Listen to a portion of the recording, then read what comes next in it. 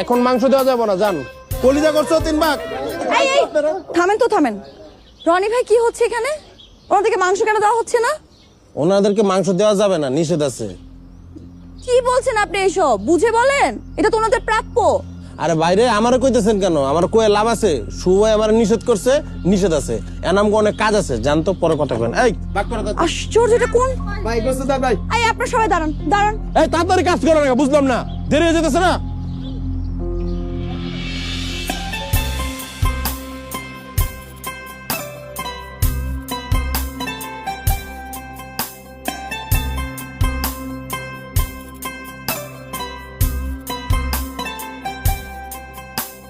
ওনাকে ডাকেন তো।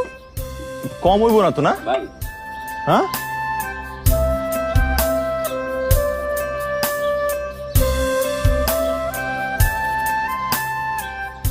আপনি নাকি গরিবদেরকে মাংস দিতে মানা করে দিয়েছেন, নিষেধ করেছেন আপনি।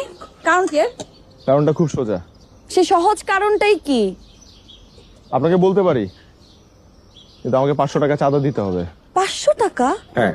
আশ্চর্য, কি শুরু করেছেন আপনি? ফাইজলামি নাকি? ভাই পটটা চড়াই দেই। হ্যাঁ হ্যাঁ, চল আচ্ছা চল, ঠিক আছে, চল। 500 টাকা দিচ্ছি। কারণটা কি একটু বলেন। প্রতি বছর আমরা কোরবানি কেন দেই? যেন গরিব লোকেরা, যাদের সারা বছর মাংস খাওয়ার সৌভাগ্য হয় না, তাদের জন্য একটু মাংসের ব্যবস্থা করে দেওয়া, রাইট?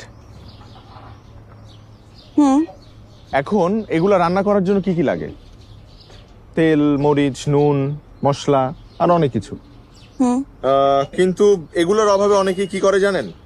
ওরা বাজারে গিয়ে এই মাংসগুলো কম দামে বিক্রি করে দেয়। হ্যাঁ, আমাদের ঢাকাতেও করে। এখানেও হয়। এখন এটা যাতে না হয়, এর জন্য আমরা যেটা করছি সেটা হলো তাদের ভাগের মাংসগুলো রান্না করে তাদের একটা খাওয়ার ব্যবস্থা করছি। আর এই নুন, মরিচ, পেঁয়াজ, তেল এগুলার জন্য আমরা চাঁদা উঠাচ্ছি, যাতে তারা তৃপ্তি করে মাংস খেতে পারে। এটাকে আমরা নাম দিয়েছি গরিবের বুফে। এই তো।